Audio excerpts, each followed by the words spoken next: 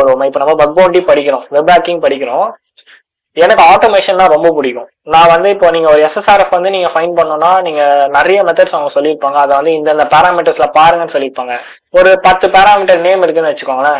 அதெல்லாம் சிங்கிள் கிளிக்ல நம்ம ஆட்டோமேட் பண்ண முடியும்னா பேஷ் தெரிஞ்சா நீங்க பண்ணலாம், இல்ல பைத்தான் தெரிஞ்சா பண்ணலாம். அதுவும் லினக்ஸ்னா ரொம்ப அல்டிமேட்டா பண்ணலாம். ஸோ அதனால நான் லினக்ஸ்னா எனக்கு ரொம்ப பிடிக்கும். என்னோட சிங்கிள் ஓஎஸ் இந்த லினக்ஸ், இதுதான் எப்பவுமே நான் டெய்லியும் யூஸ் பண்ற ஓஎஸ். விண்டோஸ் நான் யூஸே பண்ண மாட்டேன். ஸோ நீங்க அதை கத்துக்கிட்டா அட்வான்டேஜா இருக்கும் நான் சொல்ல வரேன். அவ்வளவுதான், வேற இதுல வந்து நம்ம சாய்ஸ் தான் இது. ஓகே, சோ நம்ம கேளுங்க.